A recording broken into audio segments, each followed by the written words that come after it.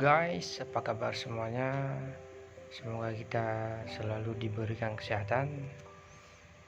Hari ini kita akan menuju air terjun Desa Air Putih di Kecamatan Bengalon. Oke guys, ikuti terus perjalanan saya. Jangan lupa di subscribe, like, and share. Ya, beginilah suasana jalan menuju air terjun. Suasananya seperti biasa, sejuk dan nyaman. Jalannya lumayan sepi karena daerah pergunungan.